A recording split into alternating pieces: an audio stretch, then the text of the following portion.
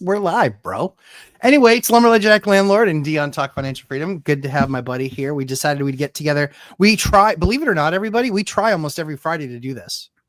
And it's either he's, forgets or is in the midst of a heater, with crushing and killing aliens.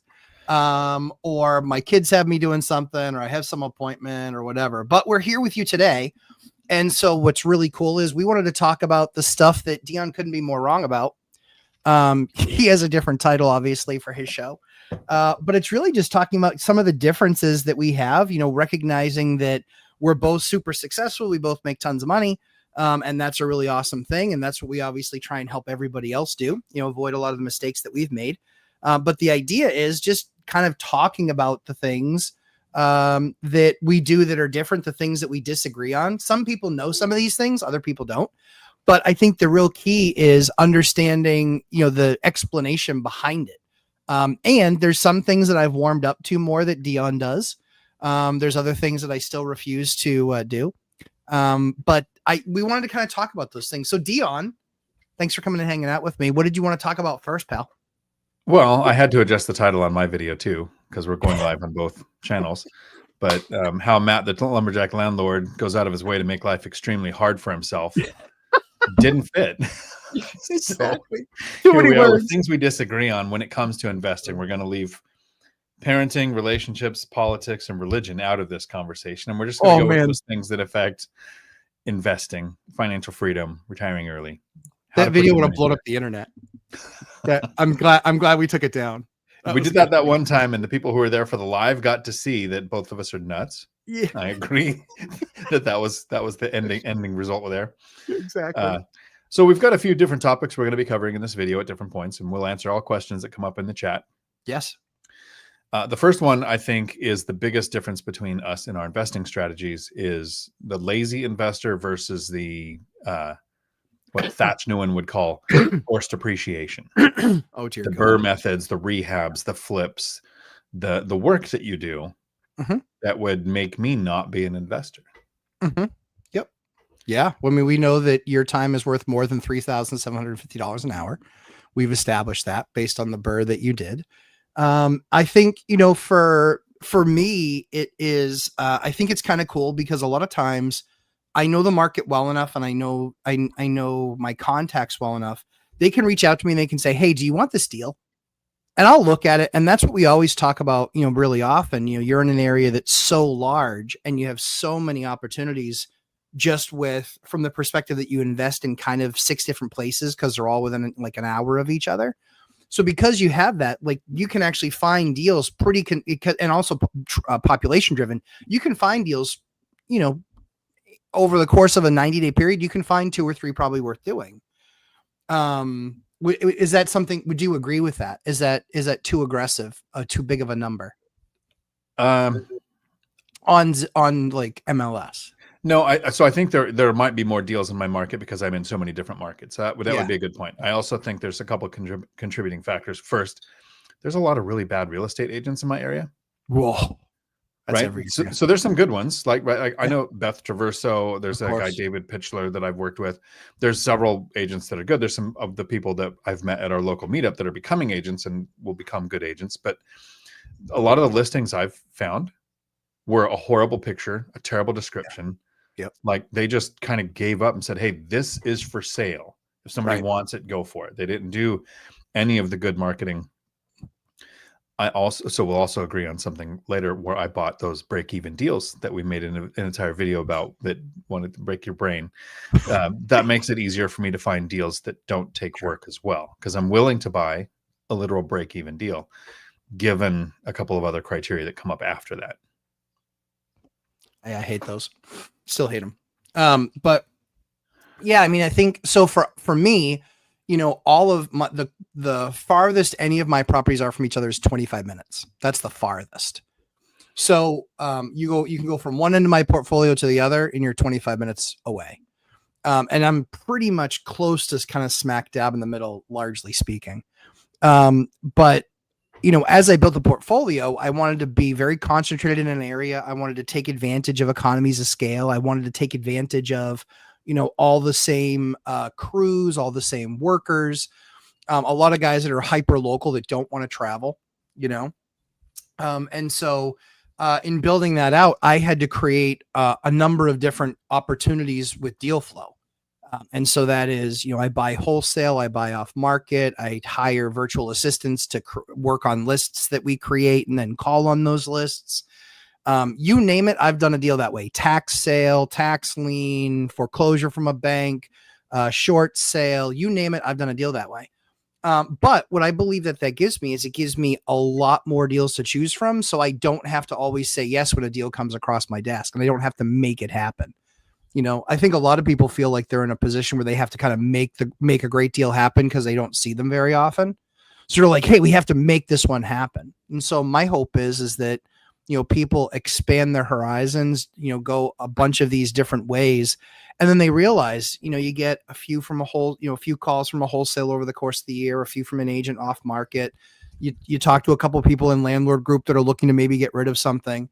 And so I think that that's one of the things that it kind of excites me the most is I never know when my next deal is going to come, but I know I have people out there working to find the next one, and it doesn't cost me anything until they do. So I'm on the opposite end of the spectrum, and we've got a question about your go bag. My go bag looks very different than the go bag that goes to rentals with me. But so I want to break down a little bit of the terms you just used. Yeah. You name it, I've done a deal that way. Yep. All the different strategies and everything. Yep. How different do you think your strategy would be if you could say the following? In my entire investing career, I have not done 10 deals. And I reached financial freedom. Yep. Made work completely optional. Have over 200,000 a year in actual profit after setting aside for repairs, maintenance, and vacancy, after paying all of the expenses, versus looking at how many deals just like the work involved in the deals, let alone the management of the properties, the maintenance of the properties, arguing with City Hall, permit, just how many deals do you think you've done? How many deals do I think I bought? And sold. Yeah, like ever? Yeah. Oh, like 100 maybe. Well, that's what I'm saying. So when we're talking about the lazy investor, my goal was maybe do 10 deals, all purchases, never a sale. Yep. Never a refinance to pull money out. Like to me, that's a deal. I had to do enough value add to the property or own it long enough for the pay down and appreciation to put equity in there for me to take the money out. So I've acquired a total of 7 mortgages ever in my life. Yep. Acquired 8 properties. So I haven't even done 10 deals and reached financial freedom. And even if I had my kids that were younger, in my entire working career, until the last 2 years, I never made more than 60 grand and we lived just fine. Sure. Right? I'm sure there was no 3-week trips to Disneyland or anything, but we did everything that you could do. We had a CD, we lived in the lake, right? We had only animals we wanted. So to have over 200,000 off of 8 deals, my brain can't wrap around, and I'm going to say it nice and slow, Matt, so you know how insulting I'm actually being. Why would you do that to yourself? Good question. So that's a good question. So the first 10 years was the way you did it. First 10 years was house hacks. It was MLS. I didn't get my first off-market deal, I think, until year 12. And so what I did was I kind of looked at the strategy and I said, over the 10 years, we made it through the great financial crisis. We made it through, potentially, 3 bankruptcies and going from 8 tenants to 3 tenants to 1 paying tenant. And so I started off exactly how you did. And so that was kind of the first, 10, 12 years was only MLS deals. No real networking, no real meetups or any of that stuff. It was really very much just the island for the first 10 or 12 years. And then I got an off-market deal and I saw how easy it was to do that deal. Like that deal was just easy. Like I was just like, wait, we're done? They're like, yeah, we're done. I was like, what do you mean we're done? Like, shouldn't there be like gnashing of teeth and insulting back and forth? Like, I feel like this is too easy. And so that's what opened my eyes to being able to really say, okay, where do I want to go from here? Because after 10 years, I think I only had it wasn't a lot. I maybe had I maybe had 9, maybe 10. I was right around there as far as like the number of rentals, a number of buildings that I had, and they were, duplexes mostly. And so what was really interesting about that was I did it that way. I did it that way for the first 10 or 11 years. And then I realized I really know what I'm doing. Now I'm kind of locked in. I've got all this experience. I have all the systems in place. I have all the relationships.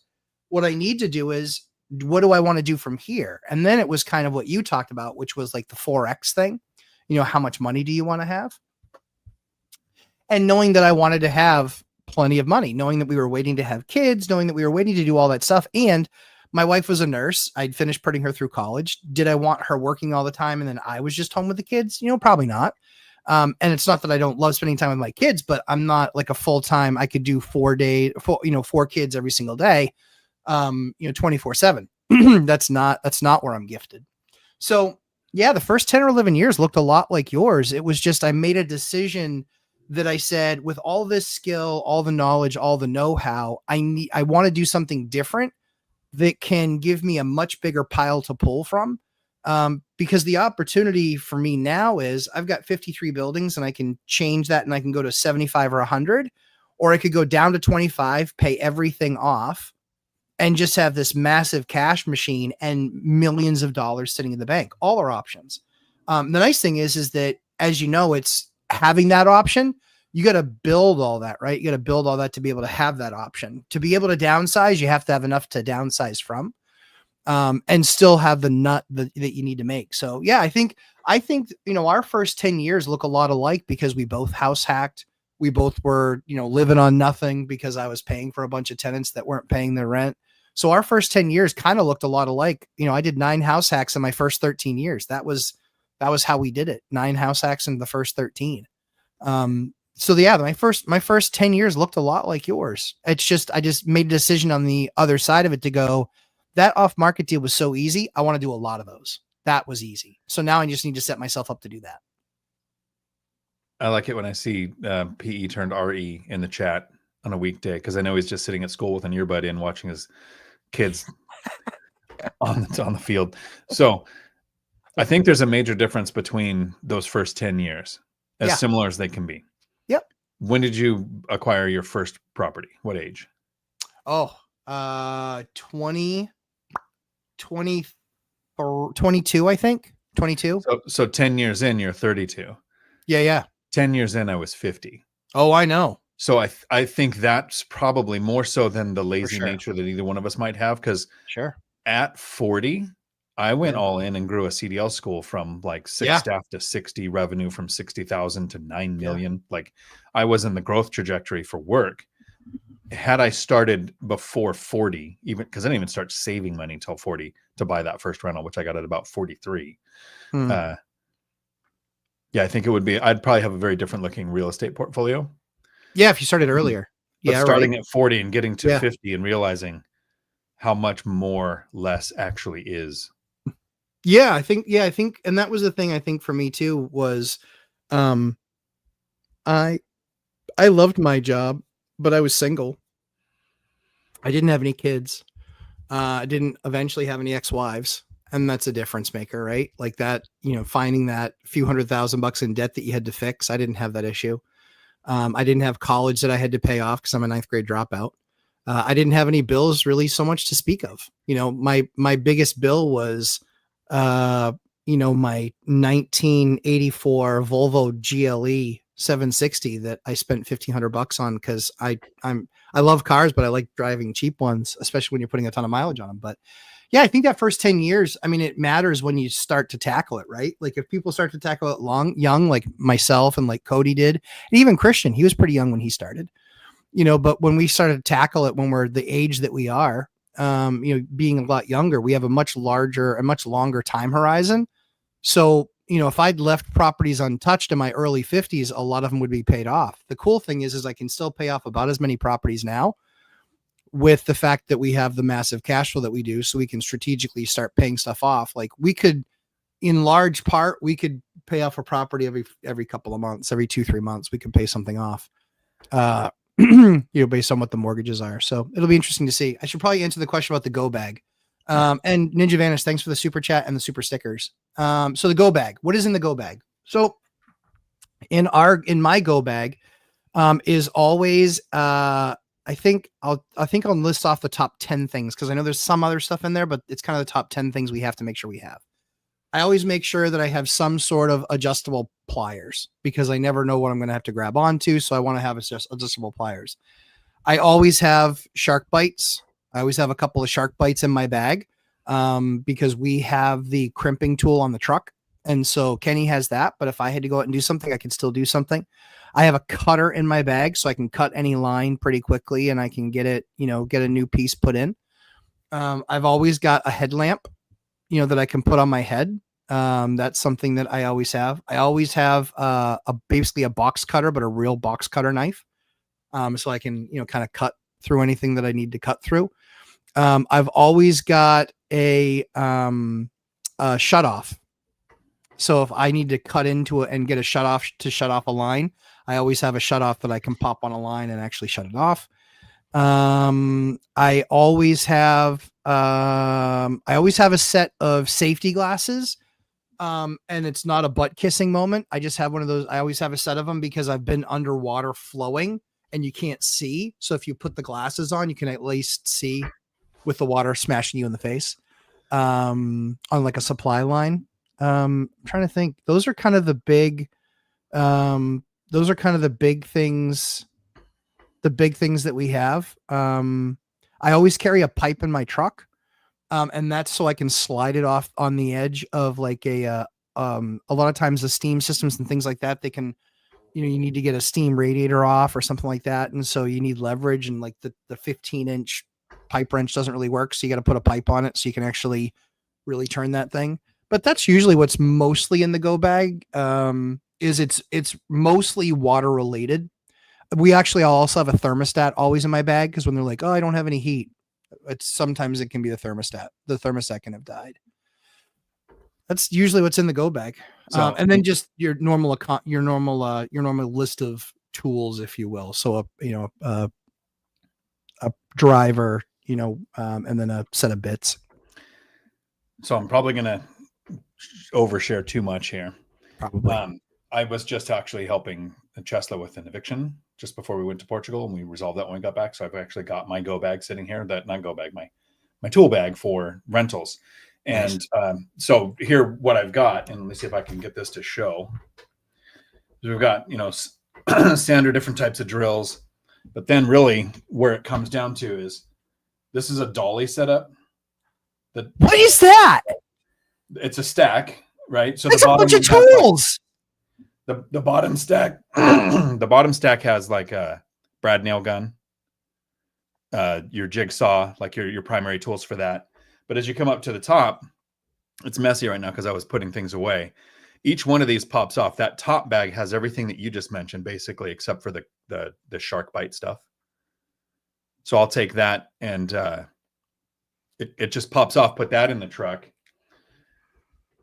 So I have all the tools to do all of those things. And when I help friends, like I went over to Curtis's house, PE turned RE, and I was like, oh, hey, you're working on a coated lock. And it was really simple. You know how the locking mechanism can be short or long, depending on where the hole is in the door.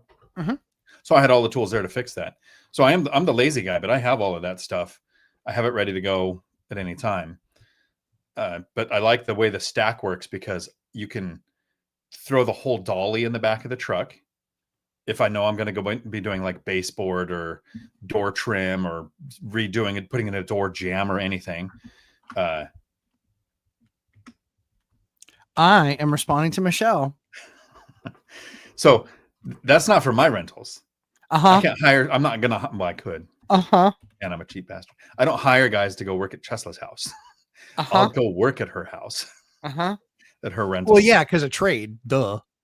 Right. Like, that's the bar. Yeah, because of the barter system. It's the bargaining system, right? Or my brothers, I've gone and we put a roof on his shed. Like when I say I might call it a shed, but it's a 30 by 60 shop. at one of his units, right? So I'll do stuff like that. Like, I don't mind work. I don't want to have to work. Having to work is one of the worst feelings. It's true. Having to work is one of the worst feelings. But thank God you're prepared. You have enough tools to actually build an entire house, Dion. Yeah. So, well, like right now, Chesla's building a table. I'll be using a chop saw later today. I've got a chop saw to build the legs for it and everything. So those are really the tools that I would not want to live without. Yes. A chop saw, a brad nail gun, and your drills can save you thousands of dollars on a super simple project. Just because you pay the handyman to travel there, you pay for their labor, their knowledge, the tools they had to buy. Yeah, of course. Because you're never really paying for the project you're having done. Yeah. You're paying for the amount of time the handyman or contractor could be making money doing something else. So if you have some of those simple tools and you have there was a rental where I think the closet wasn't trimmed out. I like to trim out the closets. I don't like to leave. I don't know why, I've seen it a ton of times, but the drywall just goes down to the floor. So I'll go grab a piece of trim, throw the thing in the truck, and go see a rental that I haven't seen in 5 years. I understand. That's a shocking amount of tools, Dion. I have, so my go bag is meant for emergency. So it's grab and run. And that's the top bag. The top, you just grab and go. Yep. It just literally clips a button and comes off. Yeah. We teach people how to build a go bag. If they're going to be self-managing, we teach them, or even if they're not, but they're local, we teach them how to build a go bag. Cause that's really important and critical, but yeah, I've got the same stack. So I think that, yeah, I have a Milwaukee stack. I love it. I absolutely adore it. I think it's one of my favorite things. But that's when you're setting up for a day to do a bunch of work. I think we've all learned something very valuable today, everybody, haven't we? We know that Dion is far more prepared than the typical lazy man. But I guess it's because you are so prepared that you can in fact be lazy. But there's a lot of sleep like a baby when you know you have reserves. Sleep like a baby when you know you have insurance. Sleep like a baby where if I get a call and can't get a hold of a handyman, I can go solve an issue. Absolutely. I'm not gonna. I've got a list of handyman. Yes. And a list of other investors. Recently, I actually reached out to Michelle and to Curtis and to, I think, Josh and Steve, and said, hey, yeah, where's who's Josh? the handyman you're working with currently that's life hasn't imploded, that's available to do work? So I could add to the list. Exactly. But I think that that's an important lesson too, like the referrals, right? So I like to be around other landlords because I like to understand, hey, who are you using?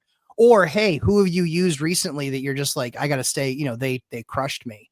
They were brutal. They were horrible.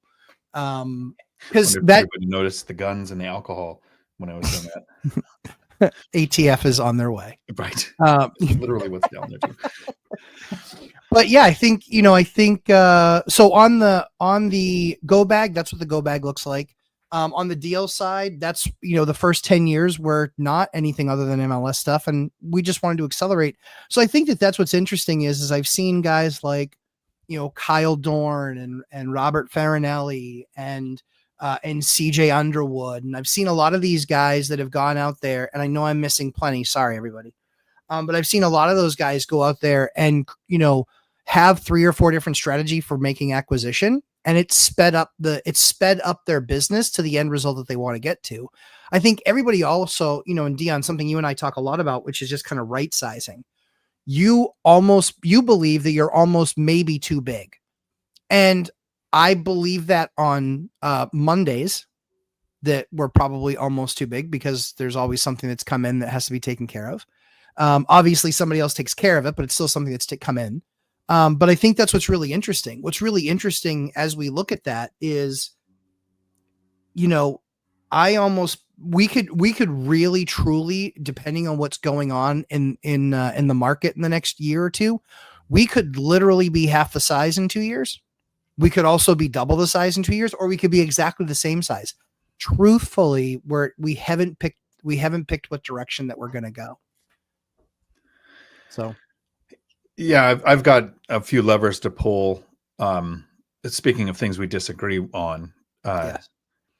I'm probably going to be adding another small multifamily. We would agree on that. Yes. What we disagree on is I'm possibly going to add debt to an existing asset. I don't like how under-levered I am right now. I don't think Okay. I'm getting enough levered We appreciation or levered disagree on that? appreciation. What's that? We would disagree on that? Well, I disagree. Like that's what you would do. I've never added debt. No HELOCs, no cash out, no sale for none of that. And I'm looking at whatever the math is here. I owe 1.5 million. The gross value is like 7.3 million. So Yeah. I want to be around 50%. I'm too under levered. I'm not getting the levered appreciation. I might end up having to write a tax check next year for the first time. I don't want to do that. I want levered depreciation. So I'll probably do both to get closer to 50%, put a mortgage on my paid off place that I'm living in and have a mortgage on the place that I purchase. And it's more to maintain the balance than to grow the portfolio. Doesn't matter. You're still levering with debt. Yeah. Yeah. Welcome to the club, bro. Love it. Well, but that was kind of the same issue that I had too. Is it was threefold. It was one, I believe that there was a market opportunity coming, so I wanted to leverage whatever I could, but still be safe about it. Two was, even if nothing had occurred in the market, I still wanted to be far better, have far more capital sitting there ready, waiting to do whatever I wanted to do. Didn't know what it was going to become, but I still wanted to have a lot more money sitting there. And the third thing is, along, kind of with those other two concepts, was I'd never had that much money before. I'd never had anywhere near that much money, liquid cash before, ever, not even close. And so it definitely changes you for sure. If I hadn't have done a bunch of deals, I would have absolutely become, I probably wouldn't have left my couch for the next 10 years.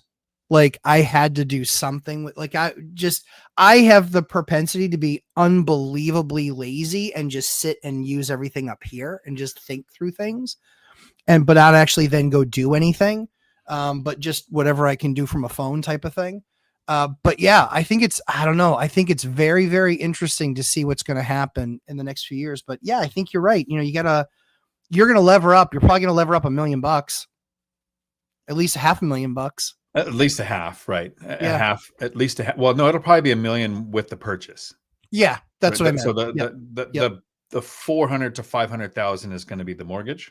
Yep. On the existing asset, mm-hmm. And then I want to buy probably a 1.2, 1.3 million, something like a fourplex, and so the leverage on that will put me at around at least $1 million levered. That's the goal. And it's funny. It's not even really to get the cash flow. It's it's not that I lose sleep. I don't like the feeling, of knowing I have such little leverage on the portfolio. And I get so many comments of people like, "Oh, how much money would you make if you paid off your properties?" None. I'd go insane. I'd probably sell it all. Yeah, it's almost as bad as having money in the bank, right? The first time you levered up and you got all that money ready for whatever was going to happen when the rates dropped, and you got that money there. Before buying this last place, I had about $500,000 in the bank, right? And I'm the guy that usually made $60,000 a year. I hated it. Every month that went by, I thought, okay, that's a $500,000 that's losing value to inflation. That even with a bit of an interest rate return, it's not doing what it would and it's not getting the 30% plus that it would in a rental after 3 or 4 years. Correct. It's kind of interesting to try to think, okay, how do I put into words? I hated having money. Mm-hmm. How do I put into words? I hate not having enough debt. Mm-hmm. Like those are some strong words. Hate is a strong word, but I hated having the money in the bank. I was like, oh, I got to find a deal. This is driving me crazy. And then with the properties that I have, not having enough debt, that bothers me. Mm-hmm. I think this is sounding eerily familiar to what I went through in my year 12. Just saying. Because I was in exactly the same position. I'd had some properties and they were at that point, they were healed, making money, had stable tenants. And I'm looking at it and I'm like, okay, well, I actually have plenty of equity just sitting there now in some of those. But it will be interesting. Jeremy, I saw your comment. Yes. Thank you very much for the compliment. I appreciate it. Many liberal tears were collected. In fact, I filled my pool with the amount of liberal tears that were collected. And so it was, I enjoyed it. James Wallace asks, why don't you invest in stocks to diversify? I have 6 good cash flow rentals. Don't want any more because of the stress of tenant management. Any advice? 40-year-old, decent W-2 income. Thanks, James. That's great info. Dion, do you want to handle first? Yeah, that is a well-designed prompt for AI. I love it. That gave just enough info to know here's what you need, what information you're looking for. Yeah. So the first advice, if you and since you asked for it at the end, would be to improve your systems to where you don't feel like more tenants means more work. Yeah. My concept I like is treat your properties like you have 100 and your tenants like you have 1. If you had 100 properties, would you be the one going to fix the fence or swap out the light? Would you be the one serving eviction papers or communicating with your tenants about every repair? Or would you have some portal, whatever one it is, where the tenants can put in an issue that goes to the handyman and contractors that you've hired and worked with and built relationships with who know what the threshold is, to where they contact you for approval if it's above a certain amount or if it's a purchase of an appliance or something. But you're generally not in that. I want to say absolutely zero difference between when I had 4 tenants and now that I have 17 rentals rented out. I'm in the 18th house hacking. I get about a maximum 5 or 6 texts a month. Yep. In a bad month. Yep. And so I wouldn't notice. So that'd be the first thing is make it not matter. The other thing is, why don't you buy stocks to diversify? To me, I think, Matt, you're probably in a place where that might make sense. I really like Charlie Munger, who was Warren Buffett's partner. Charlie Munger always used to argue with Warren when they were doing presentations. Warren would say, you got to diversify. Even like Kevin O'Leary, Mr. Wonderful, says, no more than 20% in one asset class, no more than 5% in any one asset. Like diversification makes sense when you're super, super, super rich. Right. If you don't focus on one asset and master it, you won't become rich. And rich is when, it's a Jimmy Carr quote, more money wouldn't change your life. Agreed. So at 6 rentals, maybe they're paid off. Maybe the cash flow is great. Maybe you could live on that and more money wouldn't change your life. Sure, then take some and throw it at stocks. A complete risk, unless you take a couple of years absorbing the thousands of hours of content that we did in real estate to figure out how to master stocks, to know how to invest the right way. So I don't have the bandwidth to master multiple asset classes, crypto, stocks, run a business, right? I failed at a few businesses. I'm a better employee than I am an entrepreneur. If I owned any stocks when I retired, I probably would have stayed working because I would have not had the income that all of the money in one asset class that I've mastered. The return is so much more in real estate. And I can prove it. I would take a 5% cash on cash return rental over a guaranteed 10% or even 15% return with stocks, because the rental is going to make more. And it's proven over decades that that's true. What I did do is I'm at the point where I took 1% of my net worth to buy some stocks. It's not as an investment. I'm going to sell it in a year. I'm not, investment is long term. When the protests and riots started hitting Elon, I thought, wow, those stocks are 70% on sale. So I put a dollar cost averaged $1,000 a day until I hit 1% of my net worth. And I'll just keep it for a year till it hits capital gains. I'll see what it is next year. I've already made thousands of dollars on what it's done since I purchased it. But I haven't made unless I sell. So we'll see what happens next year. But it's literally like I would have bought that much in lottery tickets. Like that's the level of certainty I have that it's going to make money. I threw that money away. Don't care. Yeah. That's the only time I would go into diversification. Yeah. James asked, I have good systems. James, I'm going to be as mean as I possibly can. You don't. Sorry. You don't. I have good systems because I manage 153 units and I manage 400 tenants, and I do it with one full-time employee. That's 40 hours of work a week. And so, and I can run everything right from here. And my daily involvement is, some days it's, if I do stuff outside of the jail project and the big 5 unit that we're redoing, if I'm excluding those, I maybe spend 3 hours a week managing my entire portfolio, maybe 3. It's not very much. And so it really is about building systems. Clint is exactly right. It's about building systems and processes. I don't talk to tenants very often. I don't need to, and nor does my lead property guy. We have a system and a process for how that works and how that happens. Now, there's obviously an emergency where it's like, oh, I have a leaking this or I have a leaking that. But when you look at a business, it's holistic. It is, how are you qualifying tenants? What are the types of tenants that you're actually getting in these units? What are the types of units that you're renting to? Are renting out. These are all the things that we honestly, like, that's what we do in my course. That's what we teach people how to do in the course, is build all the processes and systems around, because every other course out there, largely speaking, is here's how to buy. What we talk about is here's how to manage the entire portfolio and set up all the systems and processes to manage that moving forward. That's kind of what we build. So, so is it self-management worth all the work?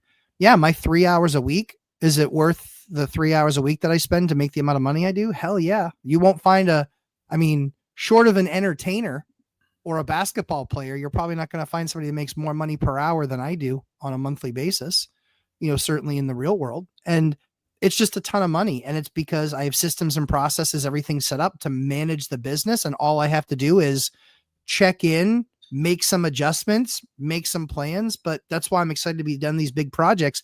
That actually is what takes probably another 2 to 3, probably 2 hours a week, I'd say I spend on that stuff as far as the big projects go. But I think the question would be, are you comparing self-managing to having a property manager versus not having rentals and investing in a different asset? I can give that stocks might be, for my 18 rental units, I do about 2 hours a month. Most months is 30 minutes. I'm basically just saying, yep, rents came in, maybe answering a text. Yep. A tenant turnover is probably going to take me 5 to 7 hours. So those months, the 2 hours kind of averaged out for the rest of the year. Is it worth all of the work though? My portfolio is a fraction of Matt's. And this is something else that we disagree on, and we should, is my portfolio is small enough for me to transparently share the numbers. Yes. It's still attainable. People can do what I've done. Mm-hmm. And when you share your numbers at the amount of time that you're in and the work that you put into the rehabs and the flips and the burrs, it would be like saying, if you're going to play basketball, don't do it unless you are LeBron. Like that income level is. So I get why you don't share your numbers. If I had a property manager, 2 things would change. I would work more. It would take way more time to manage a property manager than it does to manage my tenants. Agreed. And I would spend about $40,000 a year on property management. Just the property management. I would increase turnover with property manager versus doing it myself. Absolutely. So I'd have more work. What is 2 hours a month into $40,000? That's what I make managing my properties, just from managing the properties. The rest I make from owning the asset. Property management to me is not the solution unless you're investing at a distance. Because your property manager is probably going to make more than you do for a long time until you have a significant amount of gap between income and expenses. You're going to increase your turnover because that's how they make their money. So the question is then, maybe stocks is your better investment than real estate. If you don't want to put in the time to get your systems improved to where it is almost no work. I'm not the one dealing with tenants when they have an issue. I'm in a group chat with the handyman that's worked with them once or twice. So it took time to put these systems in place, to grow the relationships, to cycle through, because there is a reality with handymen. Like, some contractors will be contractors for 30 years, but most handymen do it for 2 to 3, and they either get a real regular job because they get back on their feet, or their life implodes and they're not a handyman anymore. It's hard to find a handyman who will consistently do that work, because if they're good, they generally grow so many clientele that they can become too expensive, because they're worth it. Right. So I'm always cycling through. That's the amount of work, is finding the handyman and contractors, not doing the work. Yeah. I think for us, that was why we decided to just make it an employed position.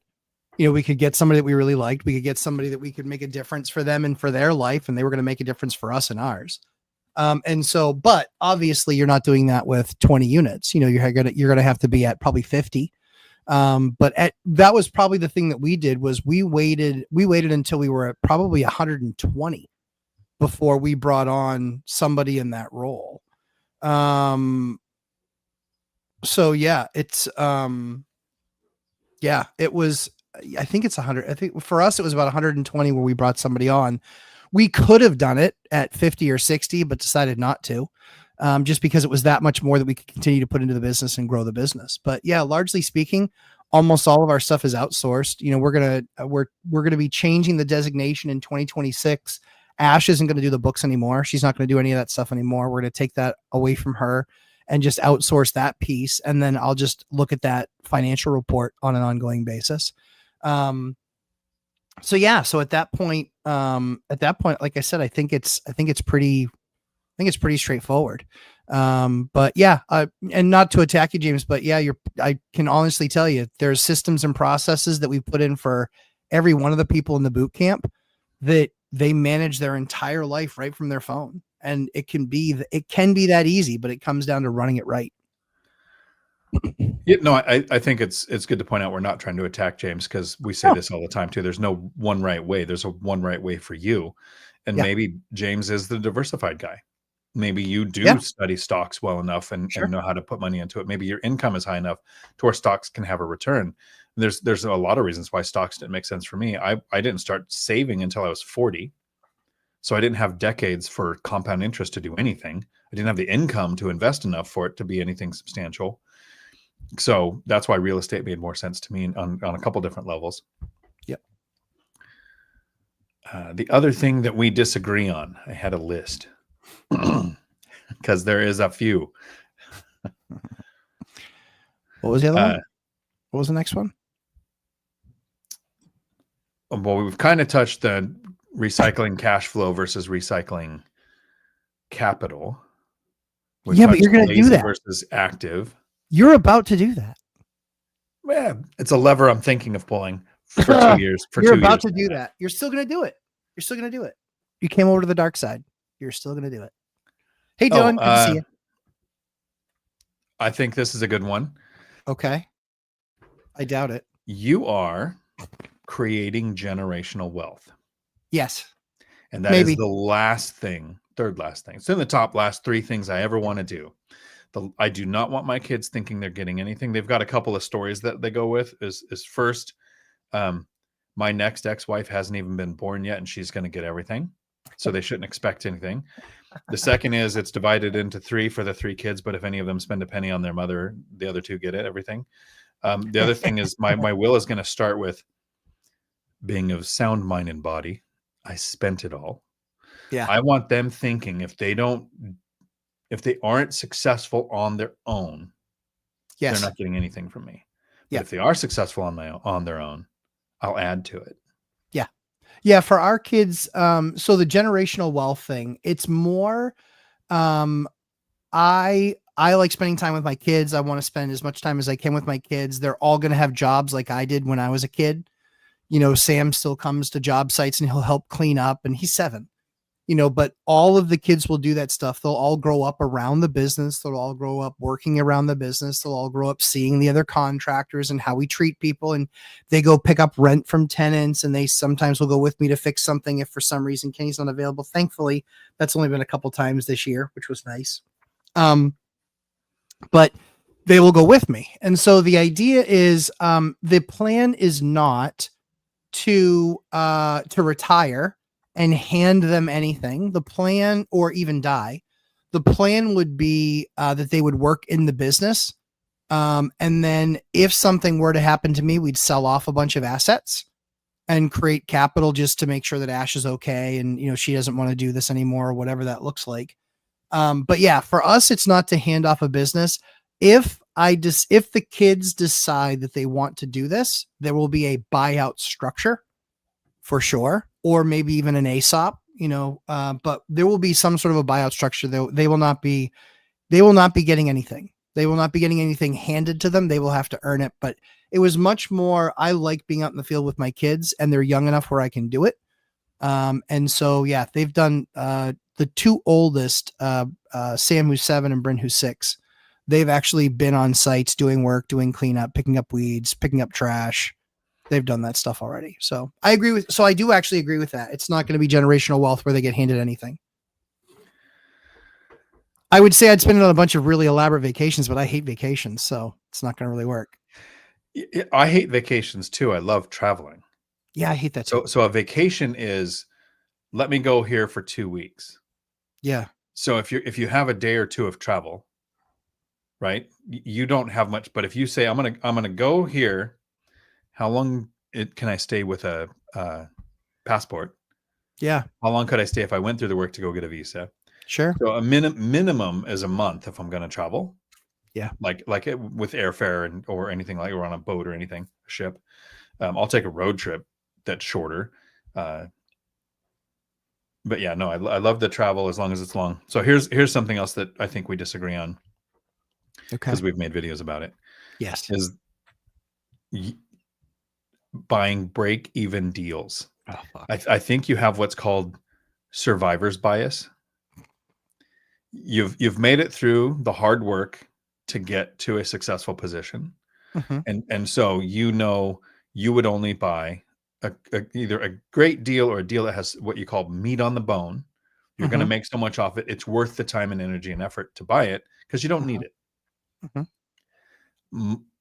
Half of my deals would not be considered good deals, let alone great deals. Year one. And why do you think we are so different on that?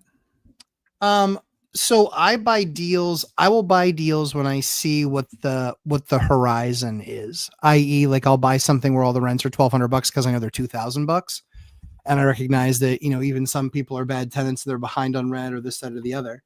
I think that I don't think it's survivor's biased. I think what it really is understanding that I think that it's understanding that it can go bad quickly and it can go bad quick a lot faster than people think. And so I think that the challenge is, and you can't change the time in which you invested, but the time in which you've invested has only been up and to the right. And the time that you've invested, the market's only been up and to the right.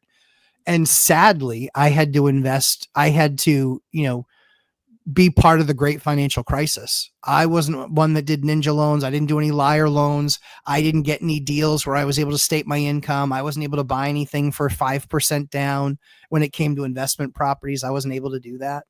And so what it really was is having gone through that trial and tribulation, recognizing that if you do have a deal that breaks even when you buy it and the market turns in that next 90 days and you start writing checks, I remember what it was like to almost go out of business.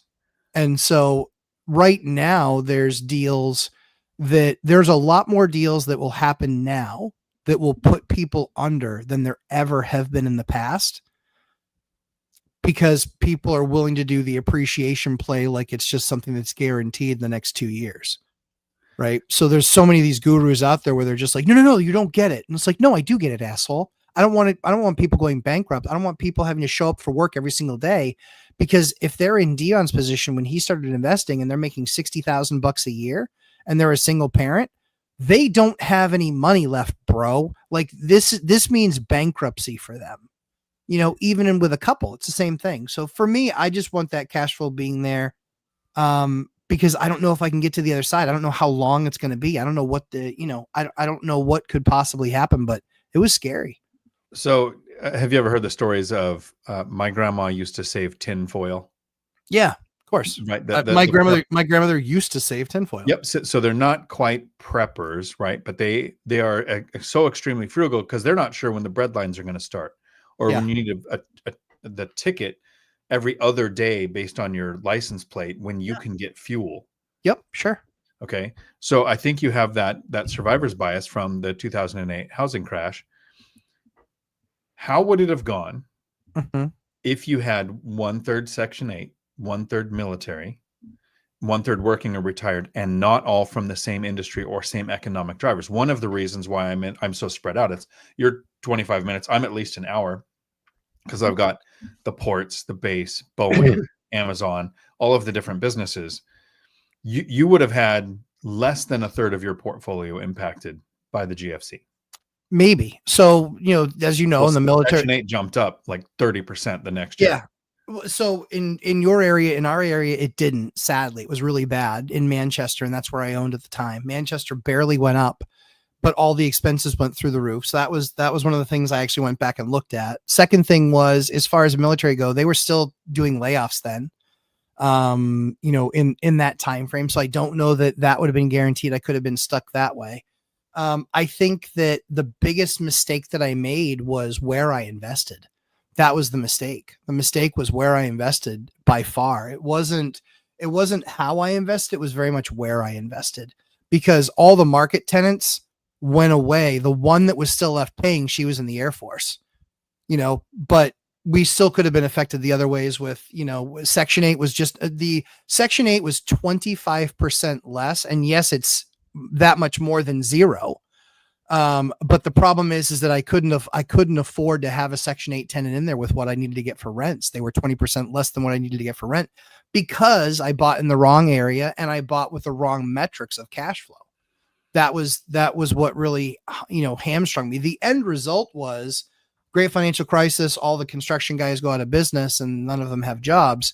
But the other portion to that is, Section 8 I couldn't take Section 8 at the time. It was 20% less. And I couldn't, on the military side, I couldn't take that because they were doing layoffs. In fact, one of the largest military bases shut down a little bit earlier than that, Pease Air Force Base. And then some of the other installations and National Guard facilities around this area also had shut down. So it was, I think I would have done better than where I was. Like I wouldn't have been from 8 to 1, but I might have been 8 to 2, maybe 8 to 3. And that's still, I wasn't, that doesn't even, that because I bought in the wrong areas, and those places, they were D's that went to C's and C's that were going to B's. And then as soon as the market collapsed, they went right to C- immediately. And then within like a year and a half, they were D's again, so that's the downside to kind of buying any deal. If you use your criteria that you have now, that criteria largely will work, which is, all the things that you cover as far as, like we talk about with laundry setup and not good school systems and all those other things. Trust me, I was in the worst school system in the state. So I took that to the nth degree. There were metal detectors in those doors for kids. So yeah, I think, I believe that there's a down market coming. I can't predict how deep and down it goes. Some areas will be worse than others. I think the areas that will be worse than others are the same ones that are always worse than others. Florida's always worse than others. California's always worse than others. Las Vegas is always worse than others. Chicago is always worse than others. Detroit is always worse than others. So as a lot of those things unfold over the coming, I think 2 to 5 years, I think that those are going to be flat or down markets over the next couple of years. And the question is how much. Vegas has a knack of tripling in price and then taking a 65% cut or 60% cut. That's kind of how they roll. So it'll be interesting to see if any of that, with all the building that they're doing there, it'll be interesting to see how that hits things, because that's one of the biggest areas for Airbnb that I think is going to really upset the apple cart. 97% of the Airbnbs there are illegal, and Airbnb is falling out of favor. So that is something that I think we disagree on. Okay. And we've disagreed on this now for over 18 months. Yep. You see a correction coming, mm-hmm. and I see inflation stopping that. Even if property values went down in mm-hmm. value, mm-hmm. the amount of money it takes to buy them would be more. Mm-hmm. I don't think our inflation data is accurate. I think in the last 5 years, we've created too much money. I mean, you've from 2020 to 2022, like more than 70% of our existing currency, digital and in print, was created. Mm-hmm. That hasn't filtered through the system yet. And so about 18 months ago, you and Zuber made a dollar bet. mm-hmm. Zuber said it would go up 5%. You said it was flat or down 5%. I forget. I said it would go up 10%. 10. My state went up 10. Yep.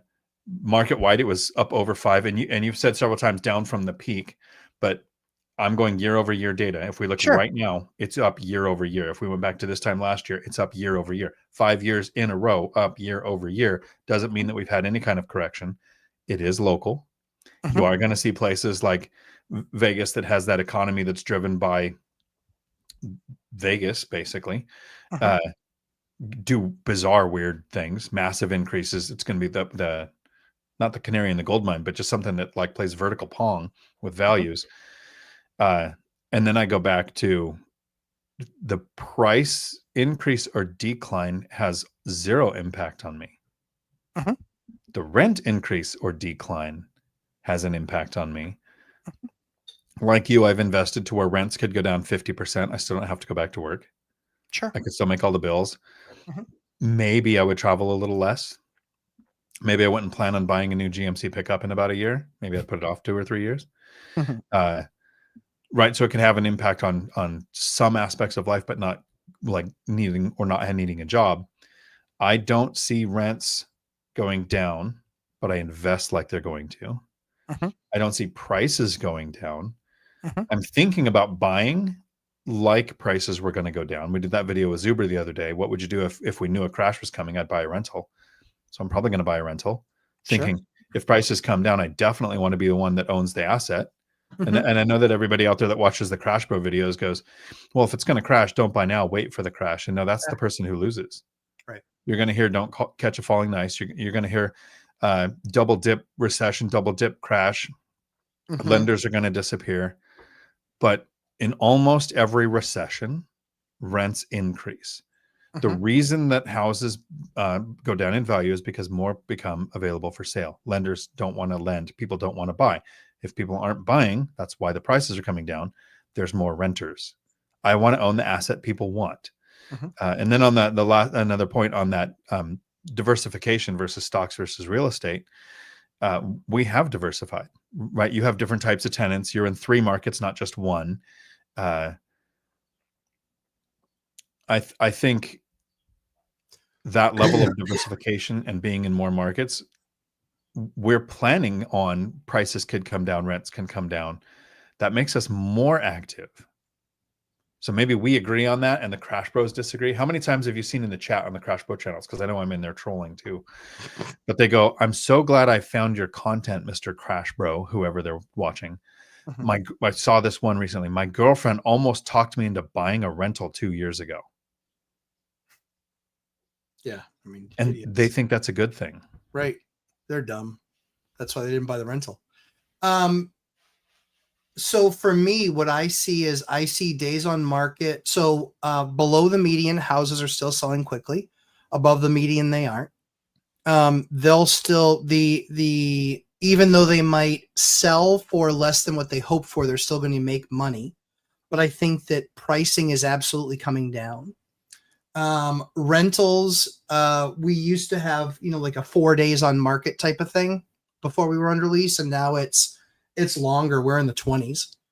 So that's factually what's occurring in our market. We've had 2 units that we've lowered the price on what they rented out for.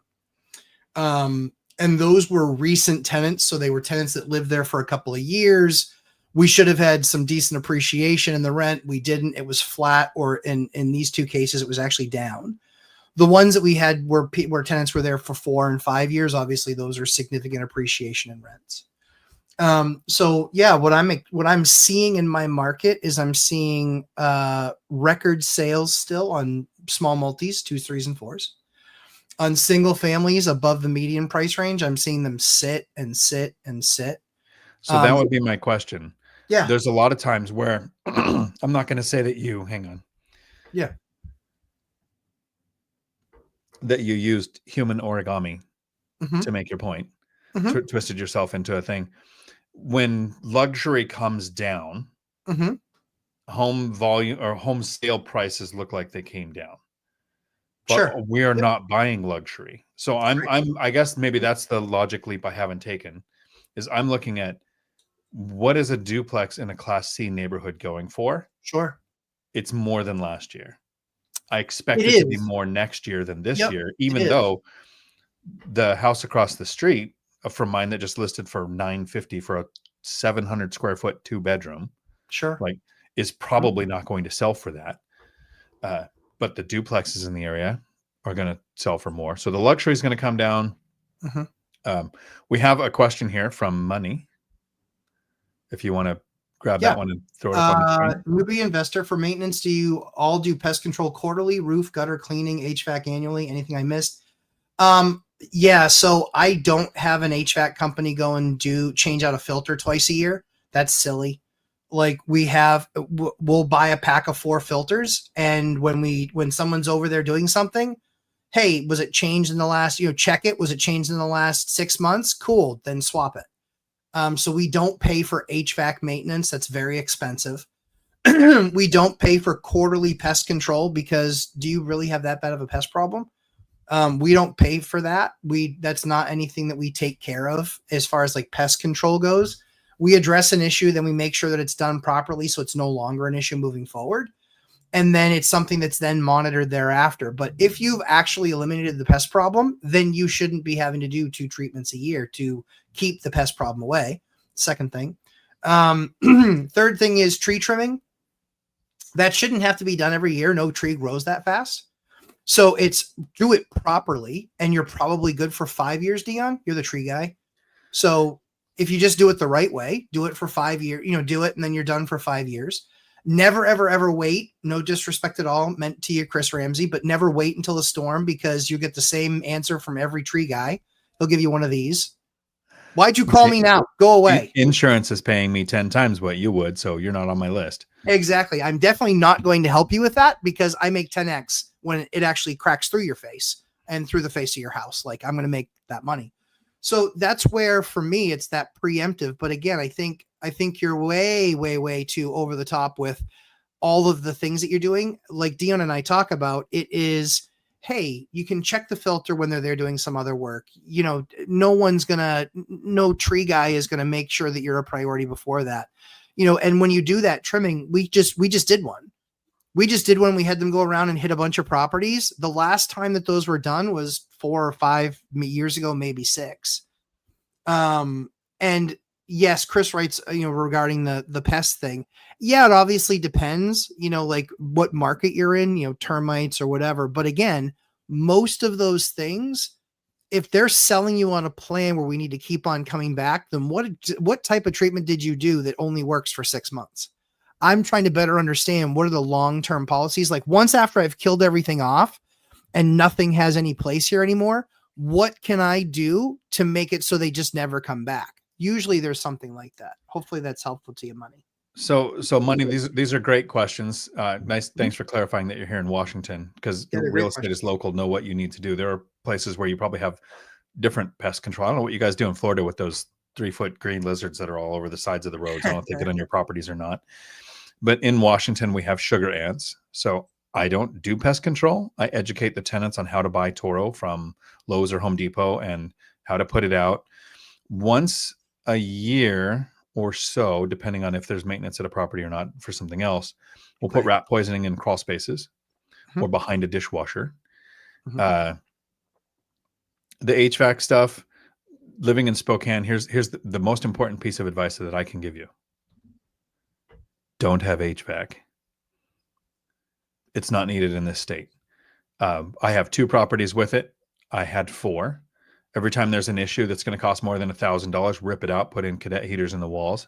You have the space in the electric panel because it was running the HVAC, and you can get wall heaters that will run on 110 or 220, and they're smart. They'll switch to whichever one you hook it up to. Probably have an electrician install it. But the pest control, educate your tenants. Do Washington, we have the rat issue, the rodent issue.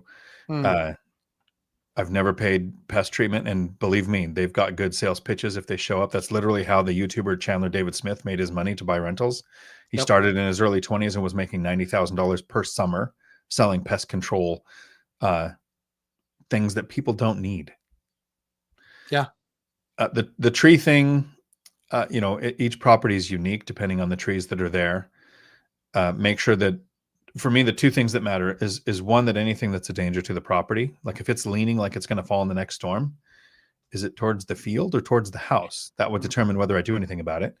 The second thing is it's got to be far enough away from the structure so insurance is not going to have an issue. So make sure you're clearing that. Get multiple quotes from tree trimmers because they're pretty good at scaring you. And then in Washington, depending on the trees that you have, there's a seasonality to when you have certain jobs done. And there's times of the year where you can, what we call, butch a tree way back to make you don't have to deal with that tree for the next 7 to 10 years. But if you do it at the wrong time of the year, you can kill the tree. So make sure you get a couple of estimates on that and figure out the time for the type of tree that you have.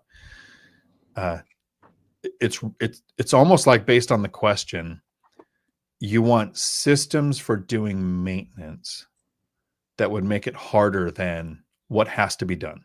Yeah, agreed.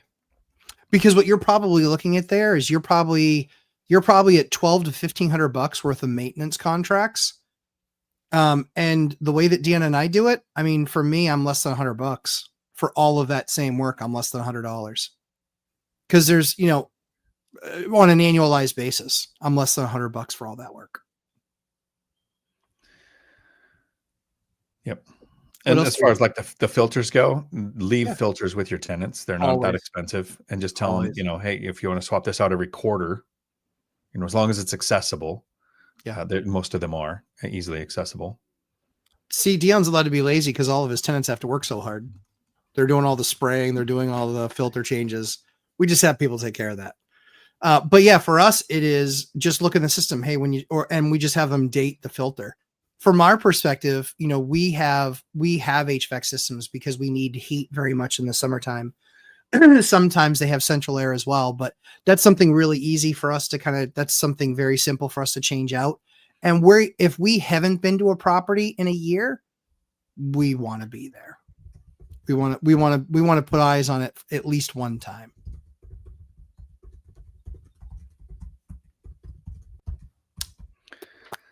Let's get a question from the chat.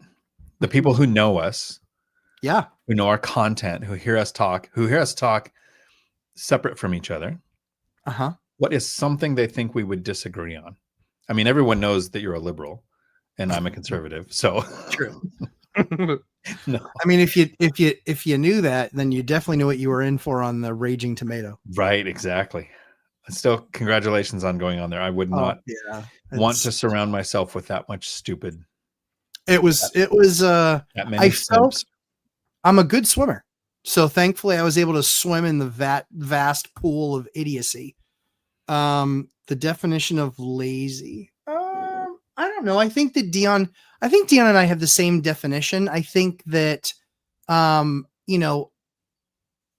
I think that the first 10 years of his investment journey weren't nearly as lazy as he thinks that they were, because it is a lot of work. Now acquisition is not lazy. Right. But now I think you're cruising altitude, which is where we both are.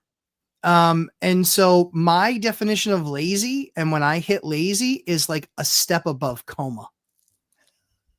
Like, it's brutal. Like, I love baseball cards. I love buying and selling baseball cards, and I play with that all the time. Right now, I probably spend 20 hours a week playing and talking about baseball cards. I love it. And here's my definition of lazy for this week. I want to play an online game, but that means I'd have to turn on my gaming laptop, and that's too much work. Exactly. So it's for a me, button. there's two. Go ahead. It's a button. It's a lot like a button, and here's the worst part. The screen up. Yeah, exactly. You got to the 7-inch screen, and you got to go get it. Like, if anybody's ever seen, but that's the gaming screen. It's like it's as big as 70-inch. That's what everybody should be gaming on. Yeah, I mean, I agree. Now you see what the workstation looks like. There's two things that matter to me with lazy. The first one is, and I've heard this from multiple sources my entire life, if you want to find the easiest way to do something, ask a lazy person. Like, they will know the easiest way to do it. And the second thing is, there are things that have to be done. Get them done as fast as possible so that you can do all of the nothing that you want to.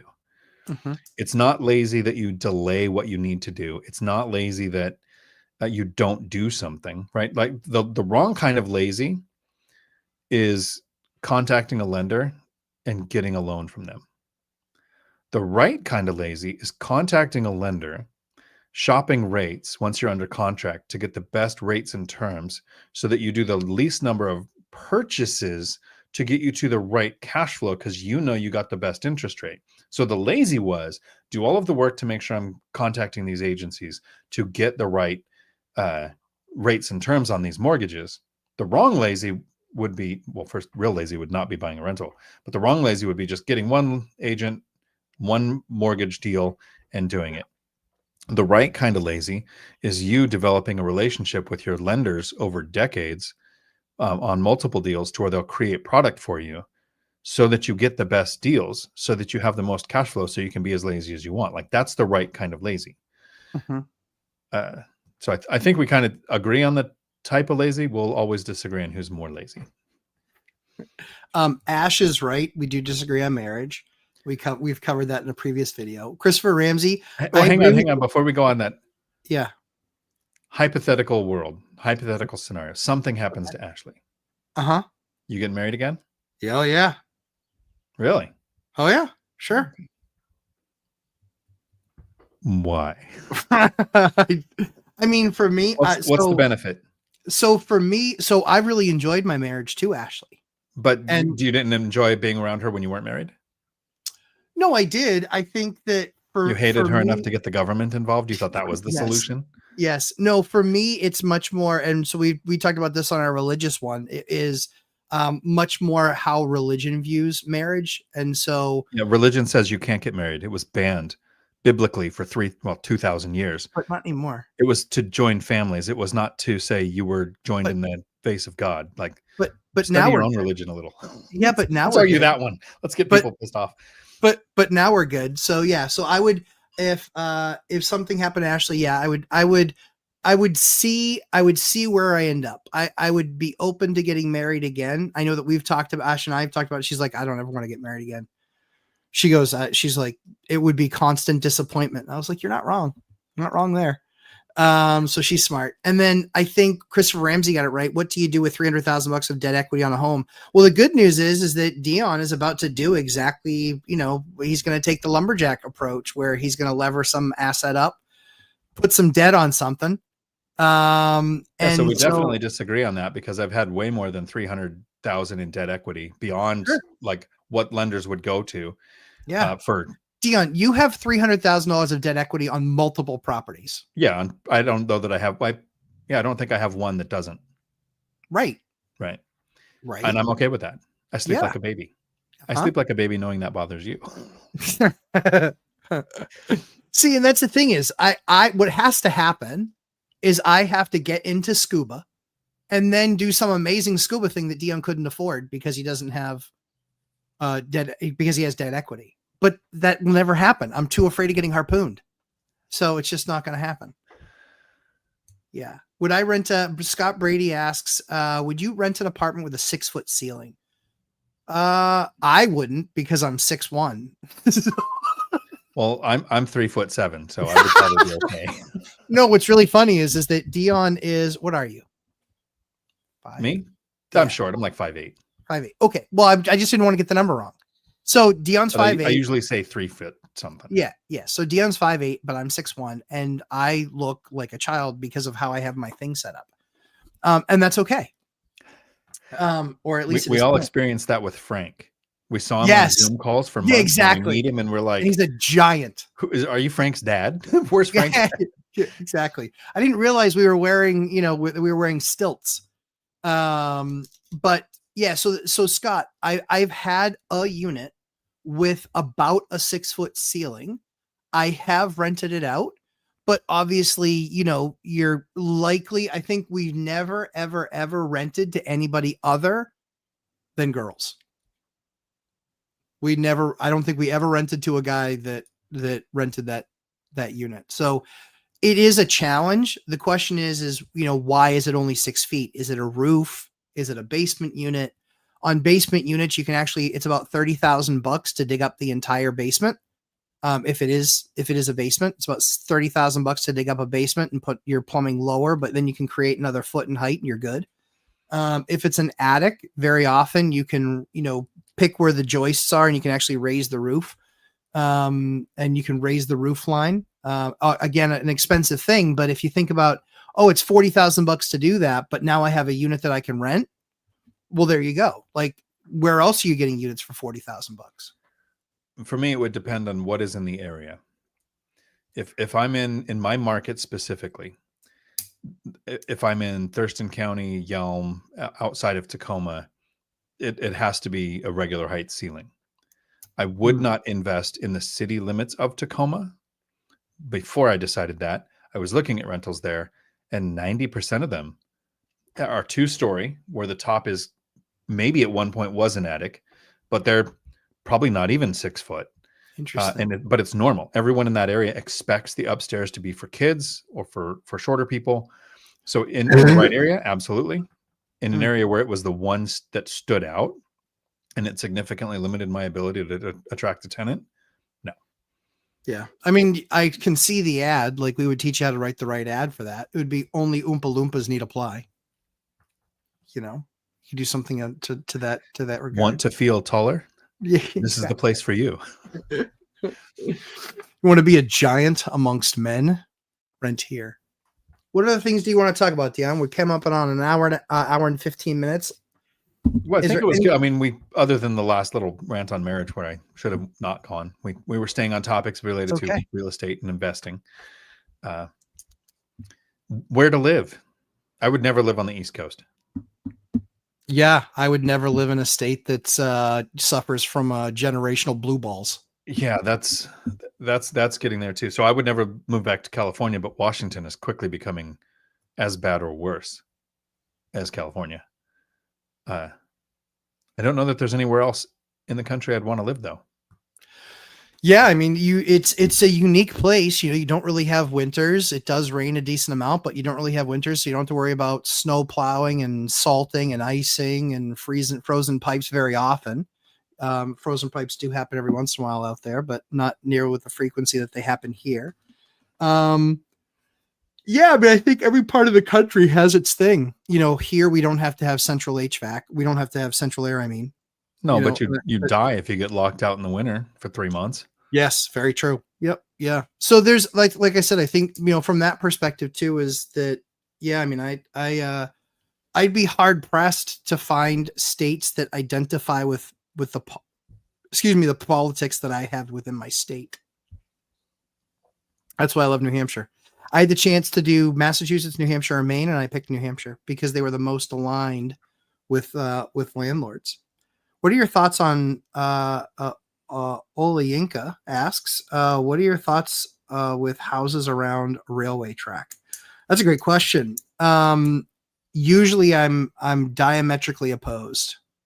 It depends on two things. One is what type of train is running on there. 2 is the frequency of the train that's running on there. And 3 is how close to an intersection are you, so you have to hear the whistle. We have one that travels right through the center of town. And there was a friend of mine who developed a piece of property on that land, and they spent so much money trying to take the noise out, but they're so close that they can feel it. And that train whistle you can still hear on the inside. And I'd say they have about a 15 to 20% renewal rate with their leases. That thing is constant freaking turnover. So that's a hard pass for me. That's exactly the opposite of what I want in my buildings. A lot of times when it comes to, is this a good rental or a bad rental, which is kind of the premise of this question, is would you buy a rental next to train tracks? I want to say 97% of the time people say, would you buy this rental? Here's the math. Mm-hmm. This is the cost. This is the cost to acquire. This is the rent. This is the profit. This is my yield. But to me, that's an aspect, right? It's probably the most important aspect, but there's all this other criteria. Is it in a flood zone? Is it next to tracks? Is it next to an airport? Is it next to a mushroom farm? Is it next to a French fry factory or club? We did a members only earlier, and it was right next to a bar that looked like, yeah, there's probably going to be bar fights in the parking lot every day, right next to your place. So there's all these things to look at. Mm-hmm. So in some situations, railway could be an eliminator based on, is it a freight track that rattles and shakes everything? Probably not. Is it a commuter train where with remote work being more of an option now than at any point in our lives, Lake Hood, Washington, where Curtis invests, where I have one property and I don't want another. One of the reasons it's a good reason to own there is there's that commuter rail that goes to Seattle. You get a ton of people that work remotely that go to office once a week that will ride that tram. That increases it. So it's what type of track is it? How much rattling happens from it? But that's one criteria of what's the math on the place. What's the math if you, instead of going 5 or 10% vacancy, you said, okay, if I had 30% vacancy, right, that much turnover, right, is the math still good enough? Is there that much meat on the bone? And then does it have washer dryer hookups? Does it have parking? Is there a pet friendly fenced yard? All of those other aspects to where it can make it like go, I might buy it if it's next to the commuter rail. I might not buy it if it's next to the noisy one, and everything else included. Yeah, we have a house that's literally built into the train tracks. It's built into it. It's a bridge, and then there's stone, and that stone is shared foundation between the bridge and the house. I don't know who came up with the idea. It's a really bad idea. But every few years that house sells, and it sells for about 35% less than everything else. And so no one can clearly take staying in that house for any amount of time, is what we typically see.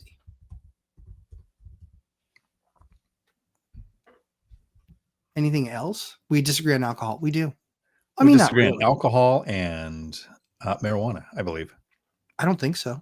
We probably agree on heroin and cocaine. I'm a conservatarian. That's the new word. Conservatarian, nice. Yeah. Because honestly, like if pot goes legal in New Hampshire, I'd grow that shit like you read about, because I know I'd become the best at it, or one of the best at it. So if it goes legal here, I already have a building. We're ready to go. Like I can turn that thing in 6 months and we'll be up and operational. And so I've got everything ready to go, make that happen. All the contracts, all the contractors, all the systems, everything ready to go.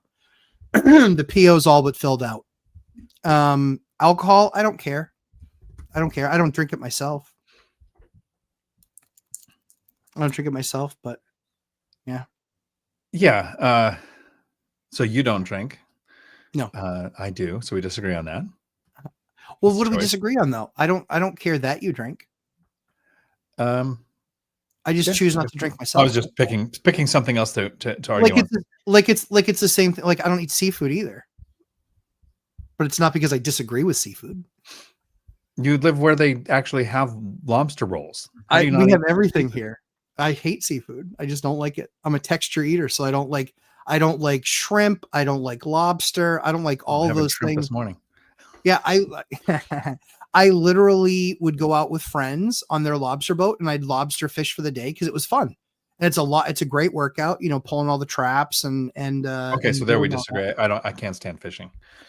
No. So I hate fishing, but lobstering is different. I don't want to fish. I do want to lobster. So Matthew says former jail turned weed farm, and truthfully, that would be amazing. If it goes well, so all of you guys can steal this concept. There are a couple of vacant banks. I would actually buy a bank. I'd call it the vault, and that's what I would turn into it. And we would still leverage the safe. That's funny. One of the last things I did at the CDL school before I left is I used the school to purchase a bank in Twin Falls, Idaho, and turned the bank into a campus. Yeah. Because there's a bunch of the brick and mortar banks are just going away. Yeah. And so for me, I want to buy, there's a bank building right now that's for sale that I'd like to put a deal together on. The importance of sports in our society. Yeah. Dion will not. Dion would definitely disagree with that. We disagree. I don't think I've ever said it on YouTube before, but man, the hatred that I have towards sports. Go into Seattle and you any city and you see a stadium where they spent billions to put it together. They pay billions to the entertainers. People spend billions because they're making profit to be there. And you go out and then there's parking and you go out one more road and then you have the people that are homeless. An entire society of people that aren't benefiting, but the stadium is the important thing to our society. The amount of damage that happens, the take it, and when you say society, we're talking US. But when you take worldwide, look at all the deaths that happen at football games. And I mean soccer football, not American football, because of a game. Yeah, you want to talk about something that I think that should be taken out of society? It goes liberals, religion, sports. You get in that order. If you can get rid of those three things, this is a perfect utopia to live in. Or anarchy. You think anarchy happens with any of this? The anarchy happens because of those. No, I think anarchy happens when those three disappear. I think anarchy. No. Of course. They're literally doing air bombs because two countries say your fairy tale is different than my fairy tale. Right now, last night, that happened. Yep. That doesn't happen without religion. Sure. If you get rid of religion, I'm telling you, it would be total anarchy, because most people would not have something a moral. That's absolutely fake. Morality doesn't come from religion. In other words, slavery would have been stopped before it was. I think it was okay in the Bible. You're saying morality comes from religion. I'm saying it's the opposite. You want bad people do bad things. If you want good people to do bad things, it takes religion. But there's a question. Let's get off of that topic before I lose 20,000 subscribers from my YouTube channel. Scott says it's a perfect chance to talk hockey. I like hockey because that's the joke. The joke is you went to a fight and a hockey game broke out. I like violence. Violence is good.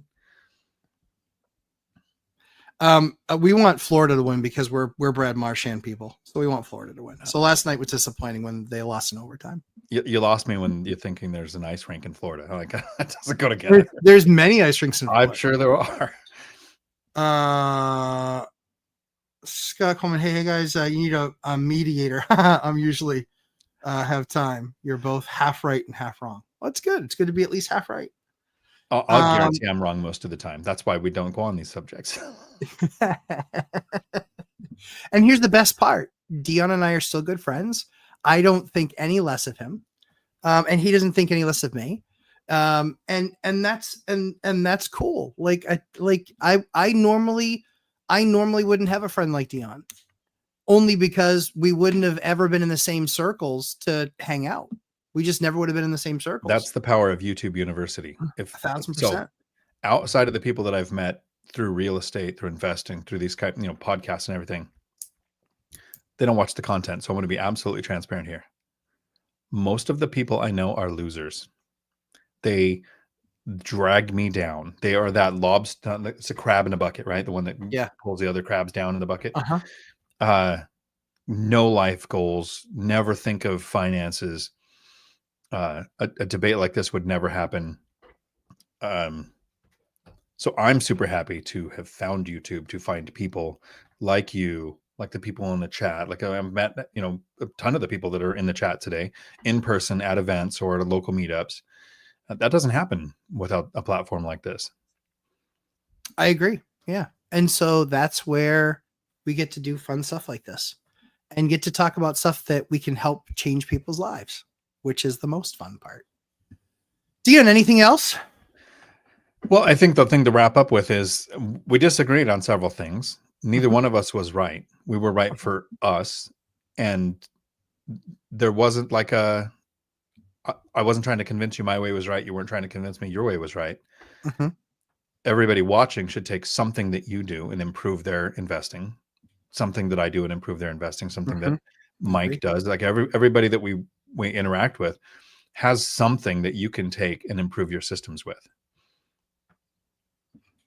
I agree. And you can catch Dion on Tuesday nights, 7 p.m. Eastern time, 4 p.m. Pacific. You can catch me Thursdays at 9 p.m. Eastern time, 6 p.m. Pacific, where we just answer your questions about real estate investing and have a whole lot of fun. So hi, Josh Burdick. Thanks for getting on just in time for us to stop the stream. But guys, have a fantastic week. Thanks so much for coming and hanging out with us. And like Dion said, just do one thing that we both do and it'll make your investing better. Anyway, guys, have an awesome rest of your day, and Dion, have a safe trip, and we will see you guys in the next one. Bye, guys. Ciao. And yeah, I do this until my